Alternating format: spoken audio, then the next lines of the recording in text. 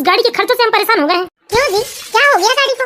तुम्हारे पापा ने गाड़ी तो खरीद कर दे दी, लेकिन पेट्रोल का खर्चा वो तो हमारी जेब से ही भरना पड़ता है। मुझे तो लग रहा है इस गाड़ी का पेट्रोल भरवाते भरवाते मैं ही बिक जाऊंगा एक दिन।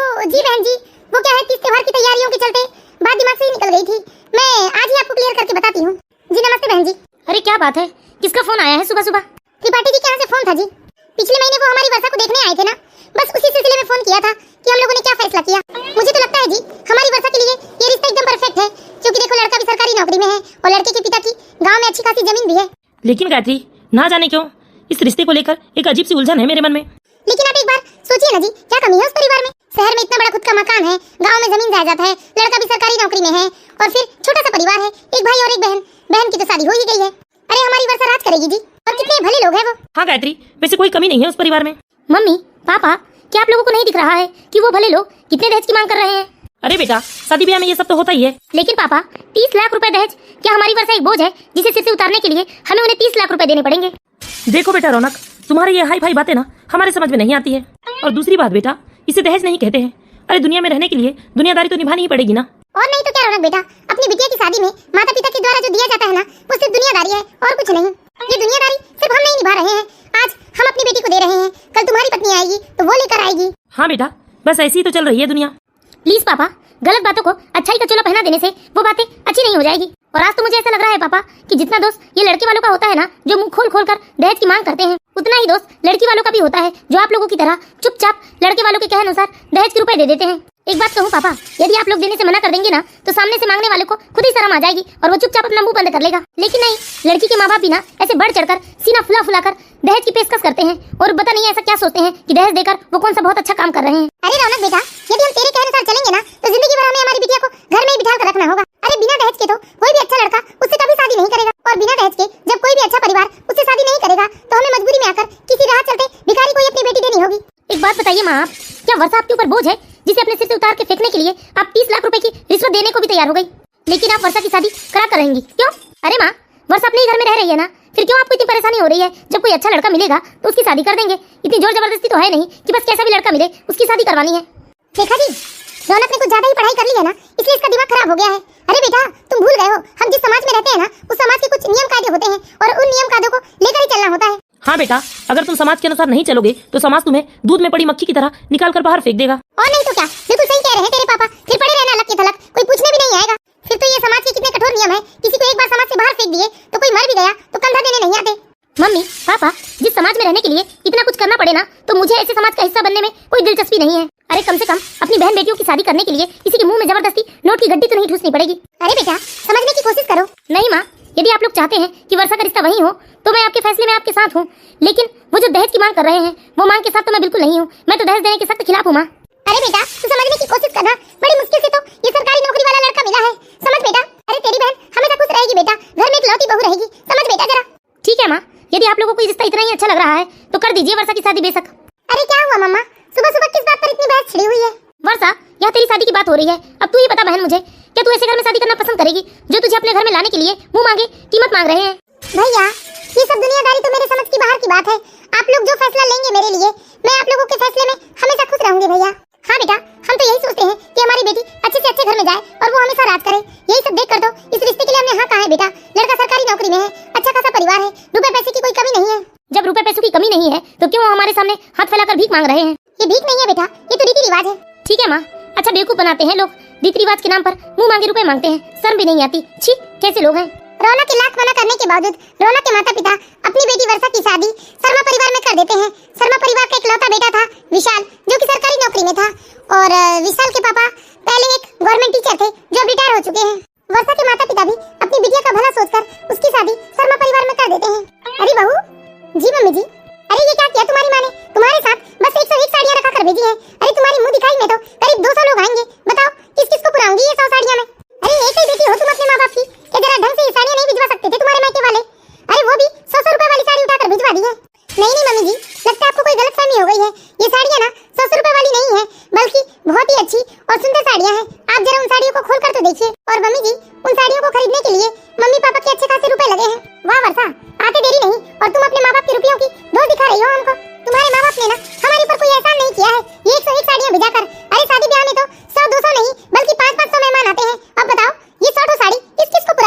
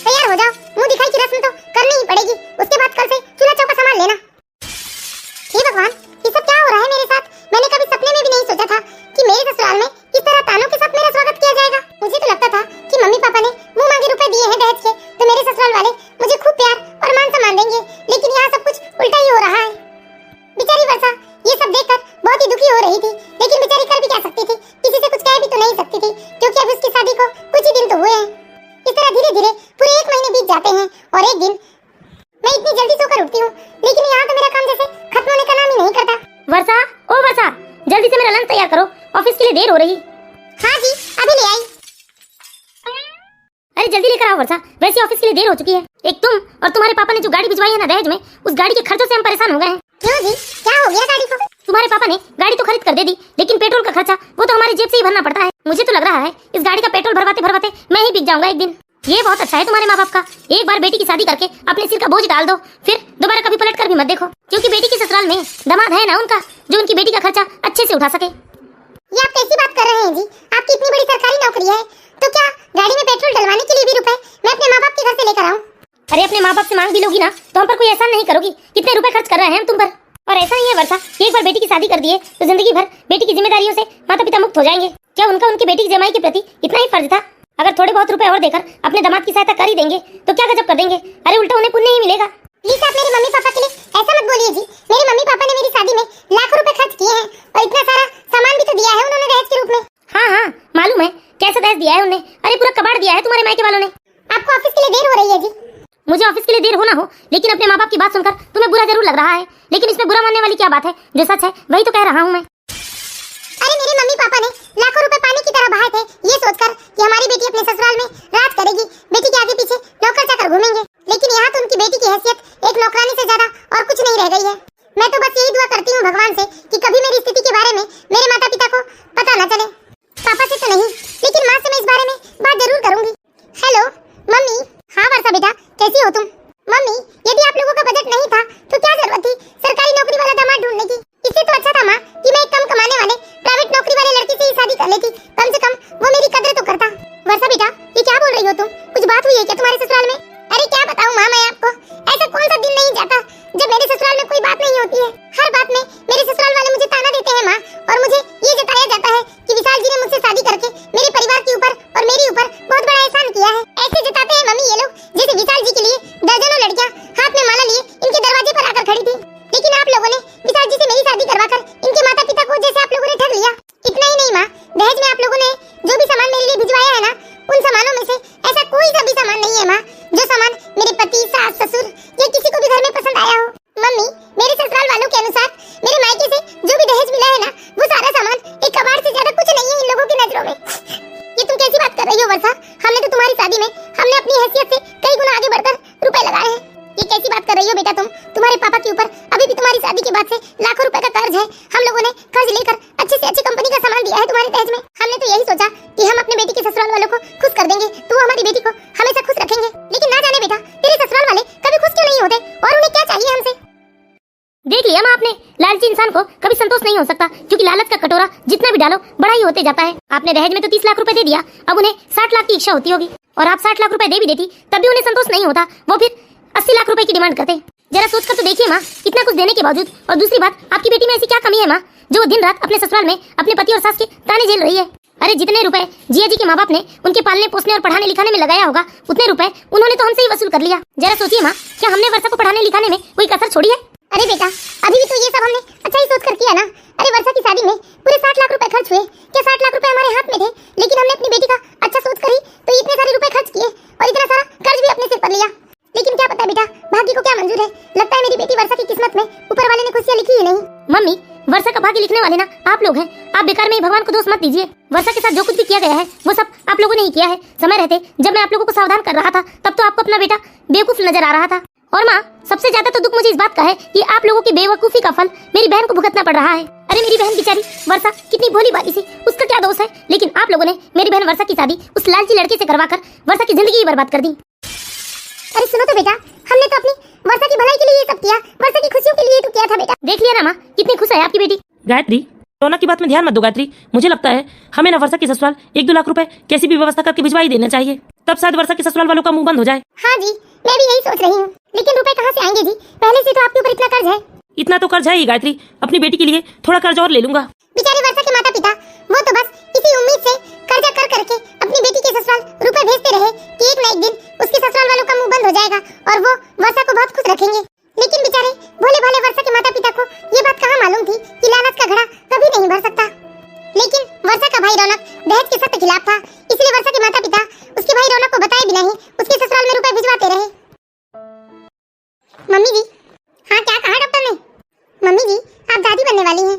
क्या कहा बहू तुमने? मैं दादी बनने वाली हूँ? जी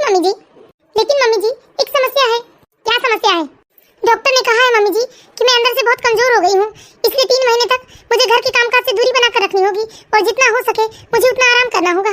और भारी सामान तो बिल्कुल मत उठाना, ऐसा कहा है मम्मी जी डॉक्टर ने। और डॉक्टर ने ये भी कहा है मम्मी जी, मेरे शरीर में खून की कमी है, मेरा हीमोग्लोबिन 8 ग्राम है। ये लो, भिखारी बाप की बीमार औलाद। शादी में तो कुछ खास तुम्हारे माँ बाप ने दिया नहीं है, लेकिन कम से कम अपनी बेटी को कुछ अच्छा खिला पिला कर तो बड़ी करना था। अभी घर में बच्चे की किलकारी आई नहीं और डॉक्टर ने 50 बीमारी गिना दी। मुझे तो लगता है वर्षा बहू, तुम्हें ना कोई अनोखा बच्चा पैदा होने वाला है, क्योंकि हमने तो बच्चा पैदा किया नहीं है। अरे प्रेगनेंसी कोई बीमार अवस्था नहीं होती जो तुम पड़ी रहकर पलंग तोड़ती रहो। अरे जितना ज्यादा चलती फिरती रहोगी, काम काज करती रहोगी ना, उतना ही तंदुरुस्त बच्चा पैदा होगा। और एक बात बताओ, दोनों टाइम थाली भर भर कर तुम खाना खाती हो और कहती हो कि तुम्हारे शरीर में खून नहीं है। जब इतना खाती हो तो ये खाना जाता कहाँ है? इसलिए ना ये डॉक्टर की सलाह से चलने की जरूरत नहीं है। जो मैं कहती हूँ उन्हीं बातों पर ध्यान दिया करो तुम। जाओ जल्दी रसोई में जाकर मेरे लिए एक अच्छी कड़क अदरक वाली चाय बना दो। जी मम्मी जी। बड़ी आई, माँ बनने वाली हूँ तो डॉक्टर ने काम काज करने को मना किया है। अरे घर के काम काज के लिए इसके माँ बाप ने कोई यहाँ नौकर तो नहीं भेज रखा है जो मैं इसे आराम करवाऊँ। मैं दादी बनने वाली हूँ ये सोचकर खुशी तो मुझे बहुत हुई है, लेकिन दूसरी तरफ मुझे बहुत चिंता हो रही है कि इसकी डिलीवरी में न जाने कितने रुपए खर्च हो जाएंगे। अरे क्या हुआ विशाल की मम्मी, किस चिंता में डूबी हुई हो? अरे विक्की की मम्मी, तुम इतने दिनों में, अरे आजकल रहती कहाँ हो? ईद का चांद हो गई हो तुम तो। अरे क्या बताऊं विशाल की मम्मी, ये आजकल तुम बहुए की चोचले तो जानती हो ना। जरा सा माँ बनने की खबर नहीं आई कि दुनिया भर की बीमारियां साथ लेकर घर आती हैं ये। इन्हें डॉक्टर अचानक कह देता है कि काम मत करना, आराम करना, कोई वजन चीज मत उठाना। अब बताओ क्या हमने बच्चा पैदा नहीं किया है क्या? तो क्या कहूँ मैं, सबके घर का वही हाल है। वैसे कौन सा महीना चल रहा है तुम्हारी बहू को? बस 8वां महीना लगने वाला है उसे। 1-2 दिन में उसकी भाई या पापा आकर ले जाएंगे उसे। अरे मेरी जान तो छूटेगी। बहू ने खुद से कहा क्या कि वो मायके जाना चाहती है? अरे वो क्या कहेगी, वो तो चाहती ही नहीं कि वो ऐसे समय में मायके जाए। लेकिन मैं भी कहाँ बेवकूफ हूँ, क्या मुझे समझ में नहीं आता कि डिलीवरी में कितना खर्चा आता है। और आजकल तो नॉर्मल डिलीवरी के ज्यादातर चांस होते नहीं है, फिर सीजरियन डिलीवरी करवाओ उसमें 50-60 हजार रुपए के खर्चे आते हैं। ये सब मैं नहीं करने वाली। इसलिए मैंने कह दिया बहू से कि अपने मायके से भैया या पापा को बुला लो। हमारे घर पहली जज की ना मायके में ही होती है। ये तो बहुत अच्छा आइडिया दिया है तुमने। वर्षा भी तो माँ बनने वाली है और उसे भी डॉक्टर ने कहा है कि कोई काम काज नहीं करेगी, आराम ही करेगी। अब तुम ही बताओ इस उम्र में क्या मुझसे घर के काम काज हो जाएंगे? जो मैं उसे आराम करने दूंगी उससे तो अच्छा है मैं कह दूंगी वर्षा को अपने भैया या पापा को बुला लो और जाकर अपनी डिलीवरी अपने मायके में ही करवा लो। अरे और नहीं तो क्या विशाल की मम्मी, इसी में समझदारी है। अरे मैं चाय बुलवाती हूँ तुम्हारे लिए। अरे रहने दो विशाल की मम्मी, अरे बैठो ना, बुलवाती हूँ। इतने दिनों बाद तो आई हो तुम। वर्षा जरा 2 कप चाय लाना। जी मम्मी जी, अभी ले आई। लीजिए मम्मी जी। नमस्ते आंटी जी। और बताओ वर्षा कैसी हो बेटा? जी मैं तो अच्छी हूँ। अच्छा वर्षा, मैंने कपड़े वॉशिंग मशीन में डाल दिए थे, जाओ छत में सुखाओ और उसके बाद आज दही वाली कढ़ी बना देना और चावल की खीर भी बना देना। क्यों मम्मी जी, कोई आने वाला है क्या? हाँ रागनी आ रही थी कुछ काम से तो बोल रही थी 1-2 घंटे के लिए मैं क्या आऊंगी, इसलिए कह रही हूँ। ठीक है मम्मी जी। बाकी विशाल की मम्मी, तुम्हारी बहू ना बहुत ही संस्कारी लगती है मुझे, वरना हमारे घर की देखो कैसे पलट पलट कर जवाब देती है। मैं एक बात कहती हूँ तो वो मुझसे 4 बात करती है। मैंने तो शुरुआत से ही बहू की लगाम अपने हाथ में कस कर रखी है। हाँ विशाल की मम्मी, ये तो बहुत अच्छा किया तुमने, लेकिन मैं एक सलाह दूंगी विशाल की मम्मी, बस ये ध्यान रखिएगा कि आपके हाथ में जो लगाम है ना वो लगाम टूटे ना, वरना घर परिवार को बिखरने में 1 सेकंड का भी समय नहीं लगता। वैसे सही कहती हो तुम भी। ये आजकल मैं कितनी जल्दी थक जाती हूँ, 2 काम करती नहीं और मुझे चक्कर आने लगते हैं। ऐसा लगता है इसी तरह बेड पर लेटी रहूं मैं। लेकिन मम्मी जी को चैन कहाँ आएगा, वो तो हर आधे घंटे में मुझे आवाज लगाती है। कुछ काम नहीं होने पर भी मम्मी जी ढूंढ ढूंढ कर काम निकाल लेती है। वर्षा वर्षा देखना बेटा विशाल, ले देके बस अपने कमरे में चली जाती है और मैं अकेले घर के काम काजों में लगी रहती हूँ। हे भगवान, ये मम्मी जी को मुझ पर दया क्यों नहीं आती? झूठ झूठ मेरी शिकायत कर रही है इनसे। मेरी तो जरा भी उठने की हिम्मत नहीं कि मैं सामने जाकर अपनी सफाई में कुछ कह सकूं। ठीक है मम्मी, मैं अभी जाकर खबर लेता हूँ वर्षा की, और आपको भी घर के काम काज करने की कोई जरूरत नहीं है, आप आराम कीजिए। वर्षा, क्यों तुम्हें जरा भी शर्म नहीं है क्या? वहाँ मेरी माँ घर के काम काजों में लगी है और तुम महारानी यहाँ आराम कर रही हो। तबीयत बिल्कुल ठीक नहीं लग रही है जी, खड़े होने की भी हिम्मत नहीं है। खड़े होती हूँ तो ऐसा लगता है जैसे मुझे चक्कर आ रहा है, मैं अभी जमीन पर गिर पड़ूंगी। जब इतनी ही समस्या है तो बुला लो अपने पापा या भाई को फोन करके और अपने मायके में जाकर आराम फरमाओ। यहाँ तुम्हारे इस तरह से आराम करना शोभा नहीं देता। मैं क्यों बेकार में मम्मी पापा को परेशान करूँ जी, मुझे ठीक नहीं लग रहा है, तो आप मुझे डॉक्टर के पास लेकर चलिए ना। अच्छा, तुम्हारे माँ बाप वहाँ आराम करें और हम लोग तुम्हारा टेंशन झेलें। जल्दी उठो और घर के काम काज देखो। लेकिन अभी घर में कोई काम है नहीं जी। हाँ, सारा काम तो माँ ने कर दिया, अब तुम्हारे लिए कौन सा काम होगा? प्लीज जी, मुझे आधे घंटे तक आराम करने दीजिए, उसके बाद मैं खुद उठकर शाम का खाना तैयार कर लूंगी। ठीक है, लेकिन याद रखना सिर्फ आधा घंटा। ये वर्षा के माता पिता ने ना अपने गले की घंटी निकालकर हमारे गले में लटका दी है। लगता है माँ वर्षा की तबीयत सच में ठीक नहीं है, वो उठ नहीं पा रही है बिस्तर से। देखो बेटा, हमको ना जल्दी से जल्दी ये वर्षा को उसके मायके भिजवाना है ताकि डिलीवरी का सारा खर्चा उसके मायके वाले उठाएं। वैसे भी उसके यहाँ रहने का हमें क्या फायदा है, वो तो आजकल घर के कामकाज को ढंग से करती नहीं है। लेकिन माँ इतने जल्दी हम उसको उसके मायके कैसे भिजवा दें? भिजवाना तो पड़ेगा बेटा। अच्छा तू चिंता मत कर लल्ला, मैं कुछ सोचती हूँ। बेचारी वर्षा ढंग से खाना पीना नहीं खाने की वजह से और लगातार घर के कामकाज करने की वजह से और भी वो ज्यादा कमजोर हो गई थी, लेकिन उसके ससुराल में उसका दुख देखने या महसूस करने वाला कोई नहीं था। एक दिन रसोई में खाना बनाते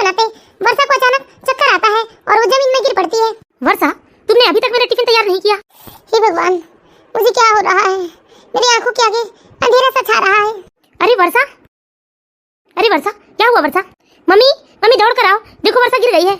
विशाल जैसे तैसे वर्षा को संभालते हुए कमरे तक लेकर जाता है और वो डॉक्टर को फोन करता है, लेकिन डॉक्टर आके यही बताते हैं कि वर्षा अंदर से बहुत कमजोर हो गई है, उसे आराम की और अच्छे खान पान की सख्त जरूरत है। अरे तूने इसके मायके में फोन किया या नहीं? हाँ माँ, रौनक आ रहा है। अरे रौनक अकेले आ रहा है, उसे अपने माँ बाप को लेकर आना चाहिए था ना। अरे मेरी बहन को क्या हुआ जिया जी? अरे कुछ खिलाया पिलाया होता अपनी बहन को तो शरीर में ताकत होती उसके। अरे मैंने भी 2 बच्चे पैदा किए हैं, लेकिन मैं तो कभी जमीन पर चक्कर खाकर नहीं गिरी। अरे हमारे माँ बाप ने ना हमें बचपन से ही दूध दही घी ये सारी चीजें खिला खिला कर बड़े किए हैं, इसलिए हम लोग इतने मजबूत हैं अंदर से। लेकिन लगता है वर्षा को कुछ नहीं खिलाया तुम लोगों ने। जितने काम को करके हाय हाय करते रहती है ना, उतने काम को तो मैं 20 मिनट में निपटा दूं। लेकिन फिर भी अभी वर्षा की हालत ठीक नहीं है और वो माँ बनने वाली है। ऐसे हालत में आप लोगों को उससे ज्यादा काम नहीं करवाने चाहिए। डॉक्टर ने तो वर्षा को रेस्ट के लिए कहा था ना। और वैसे आंटी जी, ये तो बहुत ही खुशी की बात है कि आप इतना सारा काम 20 मिनट में कर सकती हैं। इसी बहाने कम से कम आप वर्षा की मदद कर दीजिए। ऐसा है ना बेटा, हम तो अपनी बहू की सेवा नहीं कर पाएंगे, इसलिए तुम एक काम करो, अपनी बहन को ना अपने साथ लेकर जाओ और खूब खिला पिला के तंदुरुस्त कर देना, उसके बाद ले आएंगे हम लोग। ऐसे बार बार चक्कर खा के गिरने वाली लड़कियों के ना घर नहीं चला करते, इसलिए अपनी माँ से कहना जरा अपनी बेटी को जीवन का पाठ पढ़ा दे। हाँ ठीक है आंटी जी, मैं अपनी बहन को अपने साथ ले चलूंगा। और जिया जी, आप कुछ नहीं कहेंगे क्या? अरे साले साहब, मैं क्या बोलूँ, माँ है ना, माँ कर रही है अभी तुमसे बात। वर्षा का भाई वर्षा से बहुत प्यार करता था, इसलिए अपनी बहन की ऐसी हालत देख नहीं पाया, इसलिए वर्षा को उसके मायके ले आया वो। देख लिया माँ आपने? अरे पूरे 1.5 साल से ये अपने ससुराल वालों की सेवा कर रही थी, तब तो कुछ नहीं, लेकिन 4 दिन के लिए बीमार क्या पड़ गई, उसके ससुराल वाले ने उसे मायके जाने को कह दिया। और वर्षा की सास मुझसे क्या कह रही थी पता है मम्मी? कि हम इसकी सेवा नहीं कर पाएंगे, इसलिए अपने घर लेकर जाओ और खूब सेवा करके खिला पिला कर इसे तंदुरुस्त कर देना, उसके बाद हम लेने आ जाएंगे इसे। मतलब वर्षा को हम लोग यहाँ से खिला पिलाकर तंदुरुस्त करके उसके ससुराल भिजवाते जाएं और उसके ससुराल वाले जानवरों की तरह उससे काम लेते रहे और ऐसी कमजोर करके वापस उसके मायके भेज दें। क्या करे बेटा, ठीक है ना, वैसे भी पहली डिलीवरी तो मायके में ही होनी चाहिए, मैं कर लूंगी अपनी बेटी की सेवा, मेरी बेटी कोई मेरे लिए बोझ नहीं है। माँ, वर्षा की शादी के समय यही बात तो मैं आपको समझा रहा था, क्या फर्क पड़ जाता 1-2 साल वर्षा की शादी और नहीं होती तो? आप लोगों ने जल्दबाजी में शादी करके वर्षा की सारी जिंदगी स्पॉइल कर दी। देखो मेरी बहन, तुम्हें जब तक यहाँ रहना है तुम तब तक रहो, ये तुम्हारा घर है, खूब खाओ पियो और मजे से आराम करो। ठीक है भाई, इस तरह धीरे धीरे समय बीतने लगता है, लेकिन वर्षा के ससुराल वाले एक बार भी वर्षा की खबर नहीं लेते। हे ईश्वर, मैंने अपनी वर्षा को कितने नाजो नखरे से पाला पोसा है। मैंने उसकी खुशियाँ ढूंढने के चक्कर में उसे ना जाने कैसे नर्क में धकेल दिया है। अरे पापा, मम्मी और वर्षा अभी तक घर नहीं आए हैं। नहीं बेटा, वैसे थोड़ा समय तो लगेगा पापा, क्योंकि वर्षा की ट्रीटमेंट हम लोग जिस हॉस्पिटल से करा रहे हैं ना, वो हॉस्पिटल हमारे शहर का नंबर 1 हॉस्पिटल है। अरे मम्मी, आ गई आप? क्या कहा मम्मी डॉक्टर ने? हाँ बेटा, अगले हफ्ते डॉक्टर ने डिलीवरी के लिए कहा है। अरे वाह, सच में मम्मी? मतलब अगले हफ्ते मैं मामा बन जाऊंगा? लेकिन बेटा, वर्षा की कमजोरी को देखते हुए मैडम ने सिजेरियन डिलीवरी के लिए कहा है। हाँ कोई बात नहीं माँ, सिजेरियन डिलीवरी तो काफी सेफ डिलीवरी होती। वर्षा, तुम्हें तनाव लेने की बिल्कुल जरूरत नहीं है बेटा, हम लोग है ना, हम सब संभाल लेंगे। ठीक है पापा। चलिए मम्मी, मैं खाना बनाने में आपकी मदद कर देता हूँ, काफी देर हो चुकी है। हाँ चलो बेटा। वर्षा, तुम परेशान तो नहीं हो बेटा? अरे पापा, ये आप कैसी बात कर रहे हो? मेरे पास तो दुख का कोई कारण ही नहीं है, मुझे इतने प्यार करने वाले मम्मी पापा मिले हैं, उसके बाद मेरा भाई वो तो मुझ पर जान छिड़कता है पापा। और फिर देखो ना पापा, मेरे ससुराल वाले भी तो कितने अच्छे हैं, वरना कुछ लड़की के ससुराल वाले तो उसे मायके भी नहीं आने देते 2 दिन के लिए। और मैं तो पापा अपने मायके में पूरे 4 महीने से हूँ, लेकिन किसी ने भी मुझे फोन करके परेशान नहीं किया है। हाँ बेटा, हम भी तो बस यही चाहते हैं कि हमारी लाडली हमेशा खुश रहे। चल बेटा, तू भी आराम कर, मैं भी काम निपटा कर आता हूँ। मैं भी अपने ससुराल में फोन करके बता देती हूँ अगले हफ्ते डिलीवरी है, वरना बाद में मुझसे शिकायत करेंगे कि मैंने किसी को बताया नहीं। हेलो। हाँ जल्दी बोलो वर्षा, मेरे पास बिल्कुल टाइम नहीं है। वो बात ऐसी है जी, अगले हफ्ते डॉक्टर ने मुझे डिलीवरी के लिए बुलवाया है, वो भी सिजेरियन डिलीवरी होने वाली है, तो आप लोग आ जाइएगा। अरे ये क्या बात हुई? वहाँ तुम्हारे मम्मी है, पापा है, तुम्हारा भाई है, फिर मुझे आने की क्या जरूरत है? अरे इतना टेंशन क्यों बढ़ाना वर्षा? अभी एक बार मैं तुम्हें देखने आऊंगा, फिर बच्चा हो जाएगा तो उसे देखने आऊंगा, फिर एक बार तुम्हें देखने आऊंगा, फिर एक बार तुम्हें लेने आऊंगा। उससे तो बेहतर है मैं एक ही बार में ये सारे काम कर लूंगा। जब सब कुछ हो जाए तो मुझे बता देना, मैं तुम्हें लेने आ जाऊंगा, तो सब काम इकट्ठे हो जाएगा। वैसे भी वर्षा, पहले बच्चे की जिम्मेदारी ना नाना नानी की होती है, इसलिए उन्हें जिम्मेदारी उठाने दो। चलो मैं फोन रखता हूँ, मैं बहुत बिजी था। हे भगवान, कितने निर्दयी लोग हैं ये। क्या इन्हें पिता बनने की कोई खुशी नहीं है, या मेरी सास को क्या दादी बनने की कोई खुशी नहीं है? बेचारी वर्षा बहुत उदास हो जाती है और धीरे धीरे 1 हफ्ते का भी समय बीत जाता है और वो दिन भी आ जाता है जब वर्षा की डिलीवरी होती है। वर्षा एक बहुत ही सुंदर बेटे को जन्म देती है, लेकिन ये खबर सुनने के बाद भी उसके ससुराल से कोई नहीं आता। माँ, आज मुन्ने को आए पूरे 2 दिन हो गए, लेकिन इसके दादा दादी या पापा कोई भी इसे मिलने नहीं आया। क्या उन लोगों को इसके आने की खुशी नहीं है? अरे बेटा ऐसी बात नहीं है, दामाद जी आ रहे हैं ना आज अपनी माँ के साथ। वर्षा, दामाद जी आने में बड़ी देर कर दी आपने, अब क्या करे समधन जी, बेटा सरकारी नौकरी वाला है, ऐसे तो उसे छुट्टी मिलती नहीं है। अरे ऑपरेशन से डिलीवरी कराने की क्या जरूरत थी, जरा रास्ता देख लेती 2-4 दिन। अरे बहन जी, ये आप कैसी बात कर रहे हैं? डॉक्टर ने ही कहा था कि नॉर्मल डिलीवरी पॉसिबल नहीं है। अरे ये सब तो डॉक्टरों की चोचले हैं, जिसमें आप जैसे बेवकूफ लोग आ जाते हैं। वैसे देखिए समधन जी, आप लोगों ने ऑपरेशन से डिलीवरी करवाई है, इसलिए 3 महीने तक तो इसे आप मायके में ही रखिए, मैं 3 महीने बाद इसे इसके ससुराल ले जाऊँ। नहीं तो एक काम कीजिए समधन जी, सीधे अब 3 महीने बाद आप शगुन के साथ हमारे घर पहुँचिए। वैसे भी पहले बच्चे की जिम्मेदारी तो नाना नानी की की होती है, इसलिए आप पूरे शगुन के साथ हमारे घर पहुंचे। कितने बेशरम लोग हैं ये। जी बहन जी, बच्चे को तो देख लीजिए। हाँ देख लीजिए ना बेटा, चलो जल्दी चलना है हमें। अरे ये क्या, नाक तो बिल्कुल अपनी माँ की तरह चपटी सी है इसकी। चलो ठीक है समधन जी, चलते हैं हम लोग। मम्मी कितने बेशरम लोग हैं ये। जब बहू के लिए कुछ करने का समय था तो उसे उसके मायके छोड़ गए, और अब सीधे शगुन के लिए आए थे वो लोग यहाँ। अरे प्रेगनेंसी की हालत में बिना कुछ खाए पिए वर्षा घर के सारे काम काज करती रही, इसलिए तो इतनी कमजोर हो गई। और उसके बेशरम ससुराल वाले हमारी परवरिश पर उंगली उठा रहे हैं कि हमने कुछ खिलाया पिलाया नहीं। क्या कर सकते हैं बेटा। सास तो सास मम्मी, विशाल जी ने भी अपनी कोई जिम्मेदारी नहीं निभाई है। बताइए कितना आश्चर्य होता है ये जानकर कि पत्नी की डिलीवरी होने वाली है हॉस्पिटल में और पति अपने घर में आराम कर रहा है। मुझे तो लगता है मम्मी ऐसे आदमी को ना पति या बाप कहने का अधिकार नहीं है। अरे ऐसा क्या पूरा कर दिया इन 1.5 सालों में मेरी बहन ने इसके ससुराल वालों के साथ, जो इसके ससुराल का कोई भी रिश्तेदार, अरे दूर के रिश्तेदार को तो छोड़ो, ना ही इसके ससुर आए और ना ही ननद कोई नहीं आया इसे देखने। और आपने देखा मम्मी, ये लोग 2 दिन बाद हॉस्पिटल आए हैं ताकि इन लोगों को हॉस्पिटल का बिल न भरना पड़े। और वर्षा की सास का क्या कहना था कि 2-3 महीने आप अपनी बेटी की सेवा कीजिए ताकि आपकी बेटी दूसरों की सेवा लायक हो जाएगी, घर के काम काज करने लायक हो जाएगी, तब उसे अपने साथ अपने घर लेकर जाएंगी। अव्वल दर्जे की लालची और बेशर्म लोग हैं माँ ये, इसलिए मैं आपसे कहता था कि मत कीजिए हमारी वर्षा की शादी वहाँ। वर्षा तू कैसे लोगों के साथ रह रही है मेरी बहन। क्या कहूँ भाई, बस आंसू बहाते बहाते दिन बिता रही हूँ। वहाँ मेरी सुख दुख देखने वाला कोई नहीं बैठा है। अरे किसी से क्या शिकायत करूँ भैया मैं, जब मेरे पति को ही मेरी परवाह नहीं है। भैया 6 महीने तक तो मैंने आयरन की दवाइयाँ भी नहीं ली। मैं कहती थी कि मुझे खून की कमी है, आयरन की दवाइयाँ ला दो, तो दोनों माँ बेटी मुंह बिचका कर निकल जाते थे। कहते थे आयरन की गोली खाना है तो अपने पापा को फोन कर लो। फल मेवे की बात तो दूर भैया, मेरी सास तो मुझे बस यही ताना मारा करती थी कि मैंने अपने मायके में फल मेवा मिष्ठान खाया नहीं होगा, इसलिए ये सब खाने के लिए अपने ससुराल में सबको बेवकूफ बना रही है, बीमारी का नाटक कर रही है। मुझे माफ कर दे बेटा, सब मेरी ही गलती है। तेरे भैया ने मुझे बहुत समझाया था लेकिन मैंने तेरे भैया की बात नहीं मानी।